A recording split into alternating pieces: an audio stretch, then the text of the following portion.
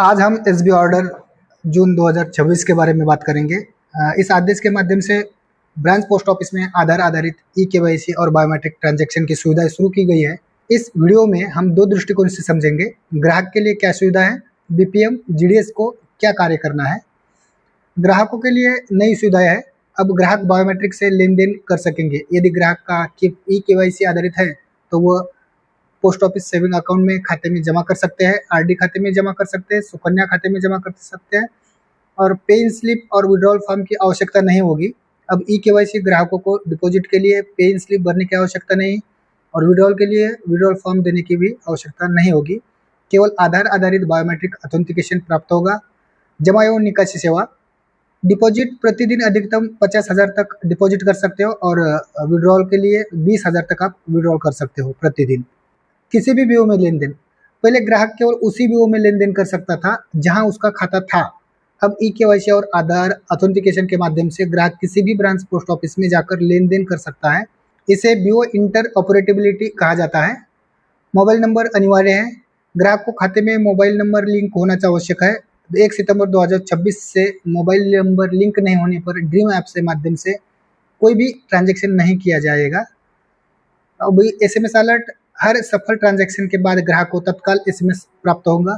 किन खातों में ये सुविधा नहीं होगी, तो ज्वाइंट अकाउंट में ये सुविधा नहीं होगी और माइनर अकाउंट में ये सुविधा नहीं होगी। अभी जो पार्ट 2 है कि बीपीएम और जीडीएस के लिए क्या महत्वपूर्ण है, तो ई-केवाईसी कन्वर्जन, यदि ग्राहक आधार आधारित सेवाएं लेना चाहता है तो किप में आधार और मोबाइल नंबर लिंक होना चाहिए। आधार एक ही किप से जुड़ा होना चाहिए। ग्राहक की सहमति लेना आवश्यक है। बायोमेट्रिक लेने से पहले बीपीएम को ग्राहक को स्थानीय भाषा में ई-केवाईसी समझाना है। कंसेंट चेकबॉक्स को सहमति प्राप्त करनी है। आधार डेटा में कोई बदलाव नहीं होगा। UIDAI का जो आधार डेटा होता है उसमें जैसे कि नाम है, डेट ऑफ बर्थ है, जेंडर, एड्रेस है, को सिस्टम में बदला नहीं जा सकता। यदि आधार में गलत जानकारी है तो ग्राहक को आधार अपडेट करवाना होगा। उच्च राशि के लेन देन के लिए यदि डिपॉजिट 50,000 से अधिक हो या फिर विड्रॉवल 20,000 से अधिक हो तो पुरानी पेपर बेस्ड अपनी प्रक्रिया जो है वही होगी। आधार मास्किंग अनिवार्य है।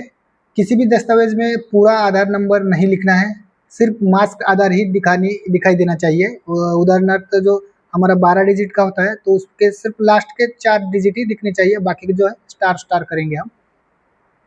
अभी अगर इसमें नेटवर्क एरर आता है तो उसके लिए सावधानी क्या बरतनी है, तो यदि नेटवर्क समस्या आती है, ट्रांजैक्शन स्टेटस अवश्य जांचें। दोबारा ट्रांजैक्शन करने से पहले पेंडिंग स्टेटस वेरीफाई करें, इससे डुप्लीकेट ट्रांजैक्शन से बचा जा सकेगा। DTR की जांच कैसी होगी, तो दिन समाप्त होने पर डेली ट्रांजैक्शन रिपोर्ट निकालें, वाउचर ट्रांजैक्शन का मिलान करें और EO को DTR भेजें। अपने अकाउंट ऑफिस को रोज के DTR भेजना चाहिए। तो इसका कंक्लूजन क्या है फिर, तो यह सुविधा ग्राहकों को तेज, सुरक्षित और पेपरलेस सेवा प्रदान करेगी तथा ब्रांच पोस्ट ऑफिस में डिजिटल लेन देन को बढ़ावा देगी। अभी ये होगा इंफॉर्मेशन, उसके बाद स्टेप बाय स्टेप उसका गाइड भी है, SOP है कि हम अगर बीपीएम है, जीडीएस है, जो ब्रांच पोस्ट ऑफिस में काम करते हो उनको कैसे कैसे करना है।